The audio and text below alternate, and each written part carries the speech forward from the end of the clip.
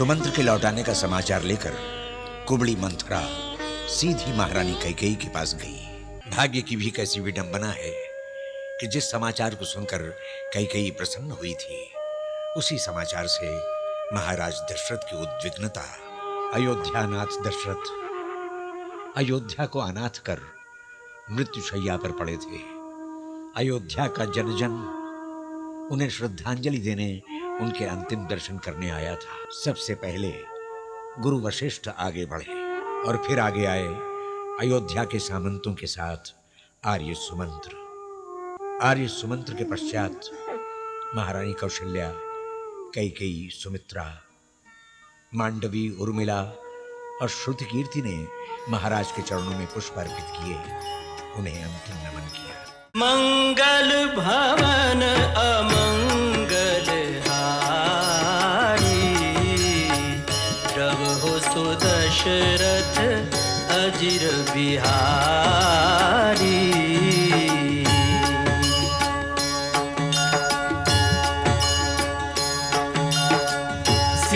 सीताराम चरित अति पावन, मधुर सरस अरु अति मन भावन।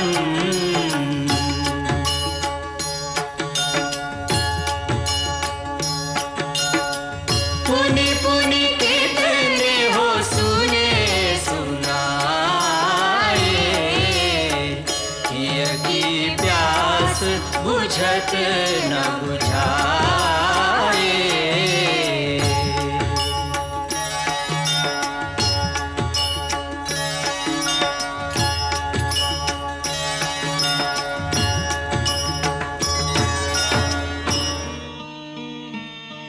इधर भरत और शत्रुघ्न को बुलाने के लिए श्रीधर दूत को भेजा जा रहा था, तो उधर भरत का मन नाना प्रकार के दुस्वप्नों से घिरा, घबरा रहा था।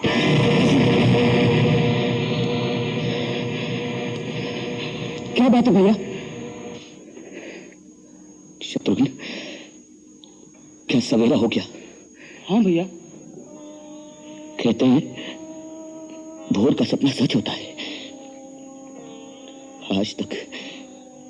आज तक मैं भैया राम के लिए दुस्वप्न देखता रहा, लेकिन आज मैंने अपने पिताश्री के लिए दुस्वप्न देखा। क्या सपना देखा पिताजी के लिए? कैसे बताऊं? पिताश्री के सर पर मुकुट नहीं था, उनके बाल खुले हुए थे। एक गोबर से भरे हुए कुएं में वो पर्वत की चोटी पर से गिर पड़े। उन्होंने तिल भात खाया, उसके बाद उन्हें मस्तक नीचे करके बार बार तेल में डुबाया गया। फिर दूसरा सपना देखा। सागर सूख गया है, चंद्रमा पृथ्वी पर गिर पड़ा है, चारों ओर अंधकार छा गया है, पर्वत गिर पड़े हैं, उनमें से धुआं निकल रहा है, और हमारे पिताश्री गले में लाल माला पहने, लाल चंदन लगाए, गधे से जुटे हुए रथ पर दक्षिण की ओर तेजी से चले जा रहे हैं। त्रिपुदमन, पिताश्री के बारे में ऐसा सोचकर मेरा मन भय और आशंका से कांप रहा है। कुछ न कुछ अनिष्ट अवश्य हुआ है रिपुदमन। कुमार भरत, एक दूत अयोध्या से कुछ संदेश लाए हैं, तुरंत दर्शन चाहते हैं। देखा, मैंने कहा था रिपुदमन, अयोध्या से कुछ संदेश आया है।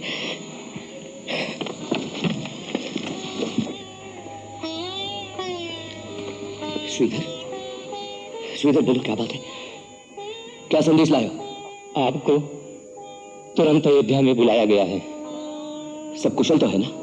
पिताश्री, माताएं, भैया राम, लक्ष्मण, किसने बुलाया अचानक? गुरुदेव वशिष्ठ जी का आदेश है, आप शीघ्र ही अयोध्या को चलें। हाँ, चलेंगे। शत्रुघ्न, चलो, नाना जी से आज्ञा लेते हैं। अपने नाना और मामा से आज्ञा लेकर जब भरत और शत्रुघ्न अयोध्या पहुंचे, तो वहां के वातावरण में एक अविश्वसनीय चुप्पी देखकर वो असमंजस में पड़ गए। प्रजाजन उन्हें देखते ही उनकी ओर से मुंह फेर लेते। वो समझ न पाए कि इस सब का आशय क्या है। बस एक मंथरा ही थी जो प्रसन्न मना थी और जो भरत को देखते ही कैकेयी को सूचना देने जा पहुंची। आरती सजाओ रानी, तेरा पुत्र अयोध्या का राजा भरत महल में प्रवेश कर रहा है। नियमानुसार वो पहले अपने पिता से मिलने जाएंगे और वहां जाकर दुखी हो जाएंगे, इसलिए मैं रास्ते से ही उनको यहाँ ले आती हूँ।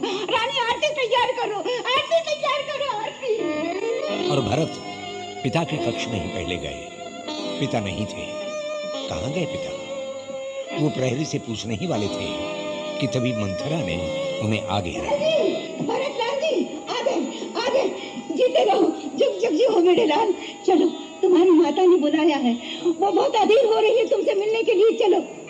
परंतु हम पहले पिताश्री से मिलेंगे। कहाँ है वो अभी नहीं मिलेंगे। परंतु क्यों? इसीलिए तो तुम्हारी माता ने तुम्हें बुलाया, बहुत आवश्यक काम है। चलो, तुम भी जाओ बेटा, तुम्हारी माता तुमसे मिलने के लिए बहुत अधीर हो रही है। जाओ जाओ, चलो चलो चलो, आओ बेटा, आओ आओ।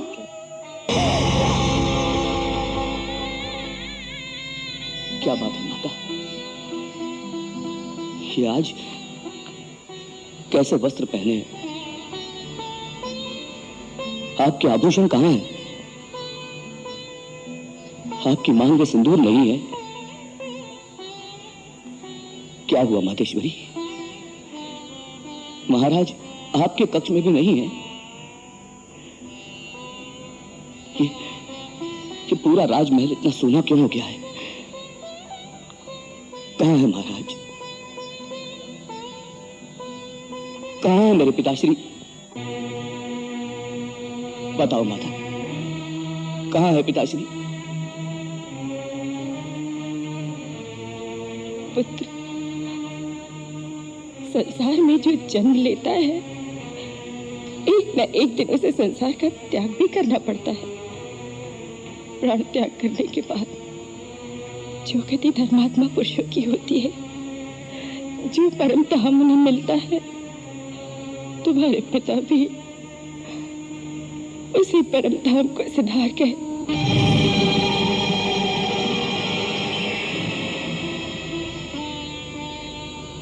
रास्ते भर मेरा हृदय भय से कांप रहा था। वो मेरे सारे अपशकुन, सारे दुस्वप्न सच हो ही गए। अनहोनी हो ही गई, अनहोनी हो ही गई माता।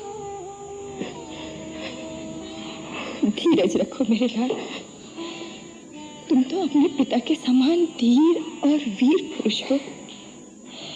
संसार में सभी प्राणियों को कभी न कभी इस नश्वर शरीर को त्यागना ही पड़ता है। ये भावी अटल है। तुम जैसे सत्पुरुष भावी के लिए शोक नहीं करते मेरे लाल। माँ, मैं कितना अभागा हूं माँ। अपने महान पिता के अंतिम दर्शन भी नहीं कर सका। पिताजी, आपने मेरी प्रतीक्षा भी नहीं की। जाने से पहले मुझे भैया राम के हाथों सौंप जाते। माँ, उन्होंने जाने से पहले मुझे अवश्य पुकारा होगा। उस समय आप सब तो उनके पास थे, केवल मैं ही नहीं था। उन्होंने मुझे अवश्य याद किया होगा। बताओ मां, प्राण त्याग करते समय उनके अंतिम शब्द क्या थे? बताओ मां, बताओ उनके अंतिम शब्द क्या थे? वो अंतिम समय केवल राम को ही याद करते रहे, केवल राम को ही पुकारा।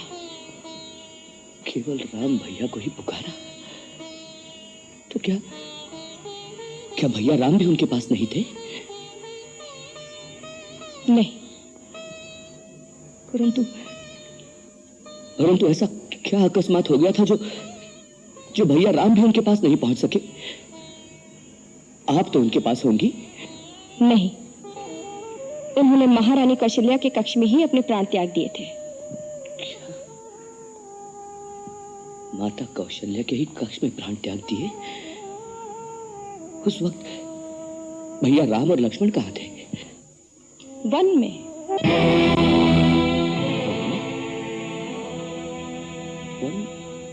वन में क्यों?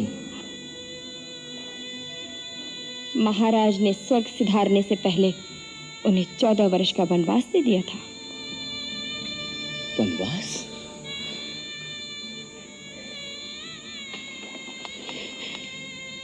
भैया राम को वनवास? नहीं, ऐसा कभी नहीं हो सकता। ये दंड तो भयंकर अपराधियों को दिया जाता है। मेरे राम भैया तो सत्य, धर्म और मर्यादा की मूर्ति है। फिर उन्हें यह दंड किस कारण दिया गया? बोलो माता, बोलो माता, क्या दोष था उनका? किसी का कोई दोष नहीं था भरत, केवल वचन पालने की बात थी। और तुम्हारे पिता ने एक सत्यनिष्ठ धर्मपरायण की तरह अपने वचन को पालन करने के लिए अपने प्राण न्यौछावर कर दिए। वचन? कौन सा वचन? किसे दिया था उन्होंने ये वचन? मुझे। आपको? क्या वचन दिया था उन्होंने आपको? ये एक लंबी कहानी है, बाद में सुनना। अभी तुम यात्रा से थके हुए आए हो, थोड़ा विश्राम कर लो। तुम्हें बहुत सारे कर्तव्य निभाने हैं। अपने पिता का अंतिम संस्कार करना है, अयोध्या का राज्यभार संभालना है। एक राजा को बालकों की भांति बिलखना शोभा नहीं देता।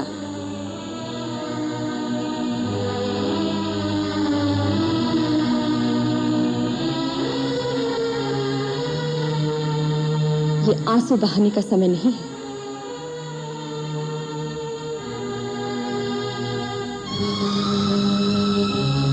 तुम्हें अपने कर्तव्य के बारे में सोचना चाहिए। बिल्कुल ठीक कहा आपने माता। यह समय आंसू बहाने का नहीं है। मुझे तो ऐसा लग रहा है जैसे राजमहल में एक बहुत बड़ा षड्यंत्र रचा गया हो। किसी दुष्ट ने हमारे वंश का सर्वनाश करने के लिए हमारे सुख और शांति से भरे जीवन में विष घोल दिया है। मेरा पहला कर्तव्य तो यह बनता है कि उस षड्यंत्र की जड़ तक पहुंचकर उसे दंड दूं जिसने मेरे पिता की हत्या की है, जिसने मेरे भैया राम को देश निकाला दिया है, जिस पापी ने हमारे वंश पर ऐसा क्रूर आघात किया है। मैं उसे कभी जीवित नहीं छोड़ सकता, कभी जीवित नहीं छोड़ सकता। क्या तू उसे प्राण दंड देगा? अवश्य, चाहे वो स्वयं काल ही क्यों ना हो। तो तुझे वो दंड मुझे देना होगा।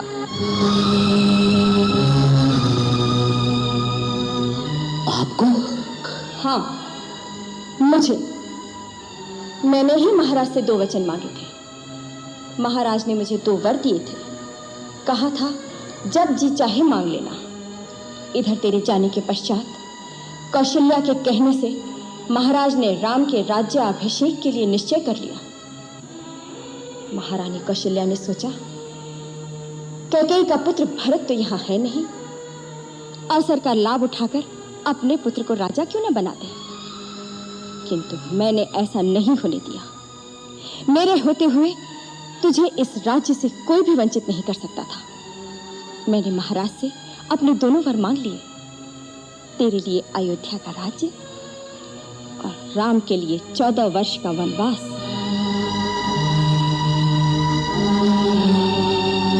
मैंने तुम्हारा रास्ता बिल्कुल साफ कर दिया है। बेचारी मंथरा ने इस काम में मेरी पूरी सहायता की। उसी ने ये रास्ता सुझाया, उसी ने मेरी आंखें खोली और मैंने सारी बातें संभाल ली। राम के साथ सीता और लक्ष्मण बिना किसी आपत्ति के वन चले गए। सारा काम बड़ी सुगमता से हो गया था, किंतु विधाता ने बीच में थोड़ी सी उथल पुथल कर दी। महाराज राम के विछोह में स्वर्ग सिधार गए।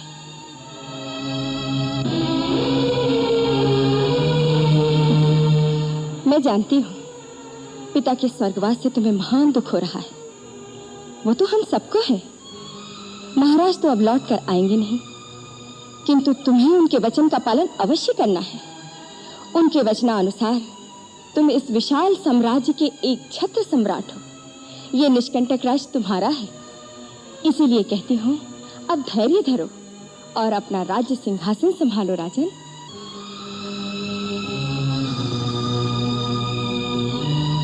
भरत, किसी साधारण मनुष्य का इस परिस्थिति में शोकाकुल होना तो स्वाभाविक है, किंतु तुम तो साधारण नहीं हो। तुम तो सत्य प्रज्ञ हो, सदाचारी हो। तुम्हारी बुद्धि वेदों का अनुसरण करने वाली है। इस समय तुम्हें एक राजा का कर्तव्य निभाना है। मेरी तरफ ऐसे क्यों देख रहे हो? मैंने जो कुछ भी किया है तुम्हारे भले के लिए ही तो किया है। तूने मेरा भला नहीं किया है, तूने मेरा सर्वनाश कर दिया। इस कुकर्म से तूने मुझे रघुकुल का सबसे कलंकित पुरुष बना दिया। अरे पापिनी, कुलनाशिनी, इससे अच्छा तो यह होता कि जिस दिन मेरा जन्म हुआ उसी दिन अपने हाथों से मेरा गला घोटकर मुझे मार देती, जिससे आज मैं अपयश की मौत तो न मरता। मेरे भाग्य की विडंबना को देखो, मुझे रघुकुल जैसा उज्ज्वल वंश मिला। वीर पराक्रमी, सत्यनिष्ठ और परम धर्मात्मा दशरथ जैसा पिता मिला। तीनों लोकों में वंदनीय श्री राम जैसा भाई मिला। और तुझ जैसी पापन, कुलनाशिनी और नीच माता के गर्भ से जन्म दिया गया। हे विधाता, इससे बड़ा परिहास तो किसी और के साथ क्या कर सकता है। अरे पापन, परम धर्मात्मा श्री राम को वन में भेजने की बात कहते हुए तुम्हारे जीवा के टुकड़े टुकड़े क्यों नहीं हो गए? तू भावना के आवेग में अपने भले की बात नहीं समझ रहा है। मूर्ख, अपने भाग्य को ठुकराना चाहता है। अरे मेरे भाग्य तो उसी दिन फूट गए जिस दिन मेरे श्री राम भैया वन को चले गए। वो श्री राम भैया जो तुम्हें अपनी माता से अधिक स्नेह करते थे, वो कौशल्या माता जो तुम्हें अपनी बहन से अधिक समझती थी, उनके इकलौते पुत्र को वन में भेजते हुए तुम्हारे आत्मा ने चीत्कार नहीं किया? तुम्हारा हृदय खंड खंड नहीं हो गया? ऐसा क्रूर वरदान मांगते हुए तुम्हारे मुंह में कीड़े क्यों नहीं पड़े? तुम्हारी जीवा गल क्यों नहीं गई? ये तो कैसी मूर्खता की बातें कर रहा है। तू क्यों नहीं समझता कि हर माँ को अपने पुत्र को बड़ा बनाने का लोभ होता है। लोभ? लोभ ही तो पाप की जड़ है। लोभ मनुष्य को तेरी तरह अंधा कर देता है जिसे पाप और पुण्य में कोई भेद नहीं दिखाई देता। अरे श्री राम से मनुष्य तो क्या, पशु पक्षी भी प्यार करते हैं, लेकिन तू तो उनसे भी गिरी हुई निकली जिसने उन्हें घर से निकाल दिया। तू नारी नहीं, मानवता से गिरी कोई राक्षसी है, राक्षसी। मैंने जो कुछ भी किया तेरे लिए किया है। मैं तेरी माँ हूँ भरत, तेरी माँ हूँ।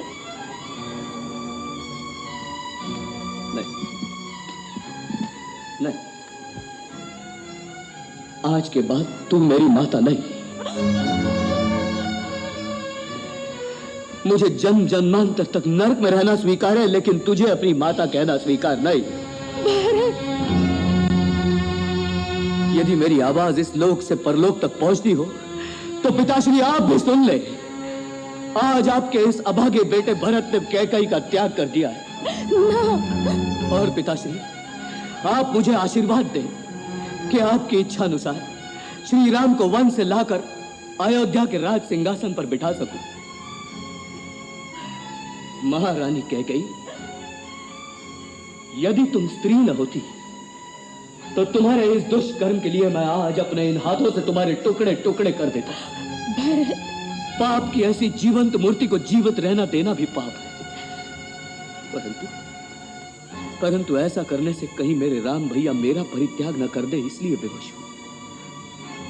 लेकिन आज के बाद आज के बाद मैं तुम्हारा ये कलंकित मुंह कभी नहीं देखूंगा, कभी नहीं देखूंगा। और इस कक्ष में जहां मेरा बचपन मेरे पिताजी की गोद में बीता, इस कक्ष में भी वापस कभी नहीं आऊंगा। इस कक्ष में भी वापस कभी नहीं आऊंगा। नहीं, इस कक्ष में भी वापस कभी नहीं आऊंगा।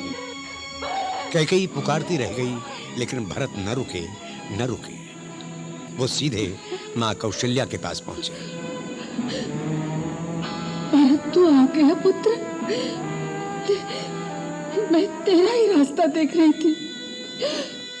यहाँ मेरी बात कोई नहीं मानता, मुझे मेरे राम के पास कोई नहीं ले जाता। अब तू तो राजा बन गया है ना।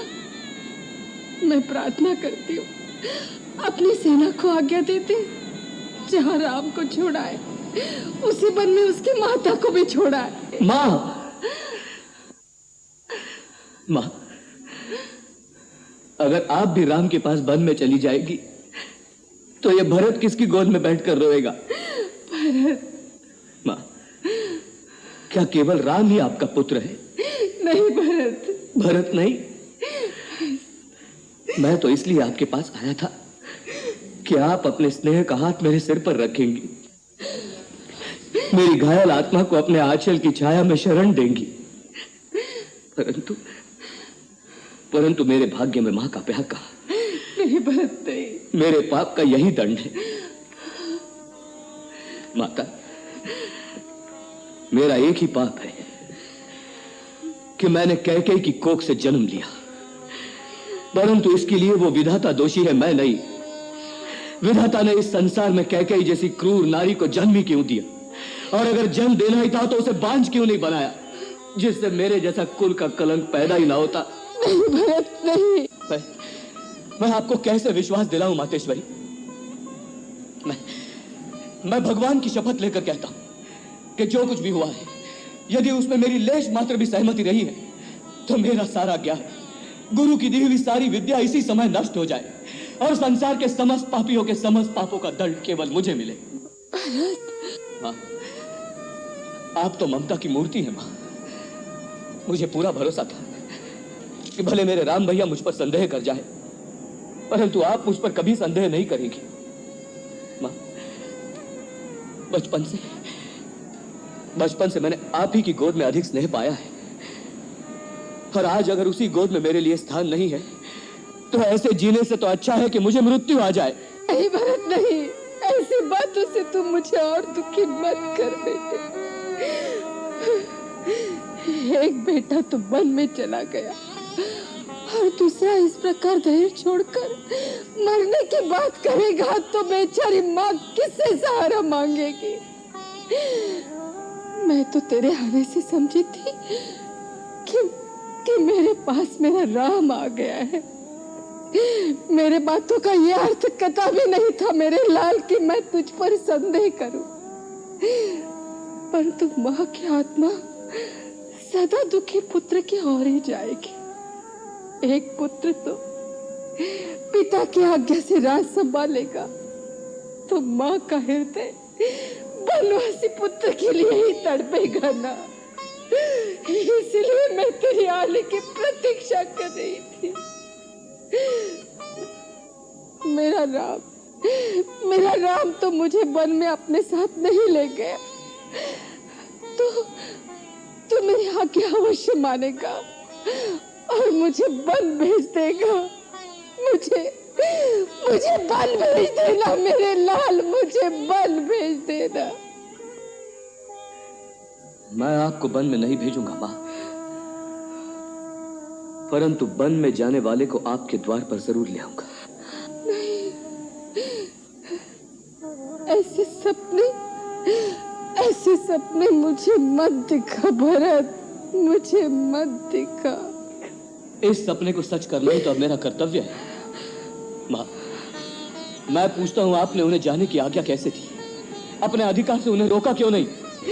कैसे रोकती? वो तो बड़े ज्ञानियों की भांति मुझे नारी धर्म का उपदेश सुनाकर अपने पिता की आज्ञा पालन करने चला गया। लेश मात्र दुख और विषाद नहीं था मन में। अपने वस्त्र, आभूषण, ये राजमहल, ये साम्राज्य ऐसे छोड़ दिए जैसे कोई अपने पुराने वस्त्र त्याग कर देते। सीता अपने पतिव्रत धर्म पालन करने उसके साथ चली गई। लक्ष्मण को राम ने बहुत रोका, परंतु वो नहीं रुका। सबने अपने अपने धर्म का पालन किया और मेरा वज्र हृदय देखो, दो पुत्र गए, बहू गई, परंतु उन्हें साथ जाते देखकर भी मेरे प्राण उनके साथ नहीं गए। पुत्र स्नेह का धर्म तो महाराज ने पालन किया। महाराज ने जब तक जिए उसके साथ जिए, वो गया तो अपने प्राण भी त्याग दिए, अपने प्राण भी त्याग दिए।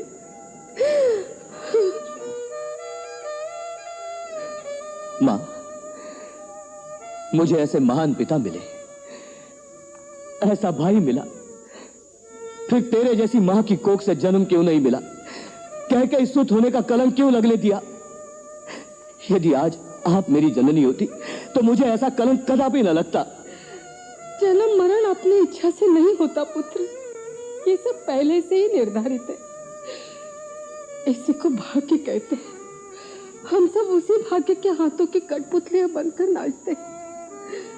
कहीं ने जो कुछ किया वो हमारे भाग्य ने ही कराया, उसमें उस बेचारी का कोई दोष नहीं। माता, आप जैसी उदारता इस जगत में कहां मिलेगी? परंतु सारा संसार तो मुझी को इस अनर्थ की जड़ कहेगा। भरत ने राजा बनने के लिए कैसा षड्यंत्र रचा। नहीं, चंद्रमा से आग बरस सकती है, अमृत विशाला हो सकता है, परंतु मेरा भरत राम से विमुख नहीं हो सकता। इसके साक्षी मैं संसार को दूंगी। सूर्य को किसी की साक्षी की आवश्यकता नहीं होती महारानी कौशल्या, उसका प्रकाश ही उसका प्रमाण है। इसी तरह भरत, तुम धर्म के अवतार हो।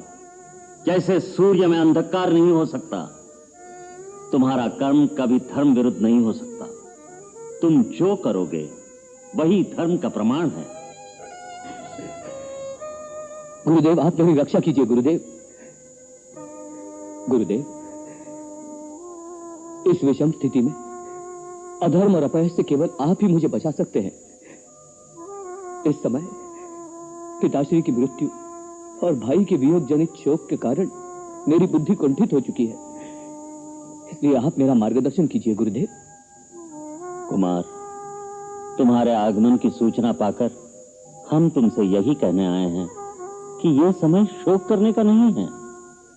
तुम्हारे महान पिता की जीव आत्मा इस समय प्रतीक्षा कर रही होगी कि मेरा पुत्र आएगा और मेरा अंतिम संस्कार करके मुझे मृत शरीर के बंधन से मुक्त करेगा।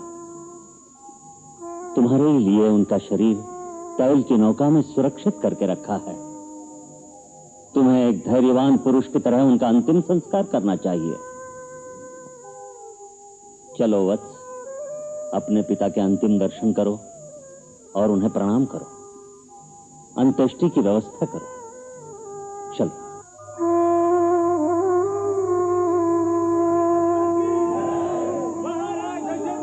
महाराज दशरथ के पार्थिव शरीर का विधिवत संस्कार करते हैं। संसार की असारता को समझते हुए भी भरत अस्थि कलश लिए व्यामोह में थे।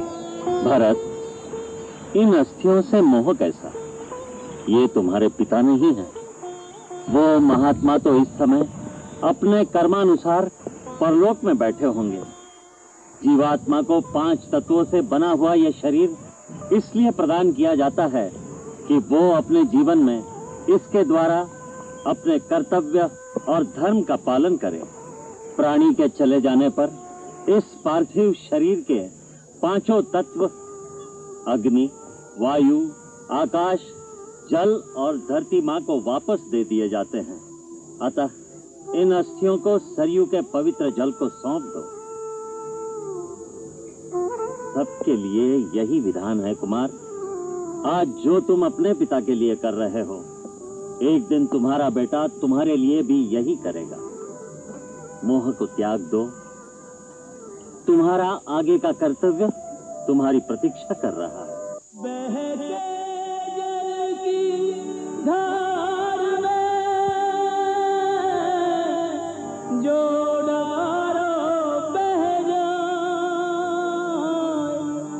जस कीरत सत कर्म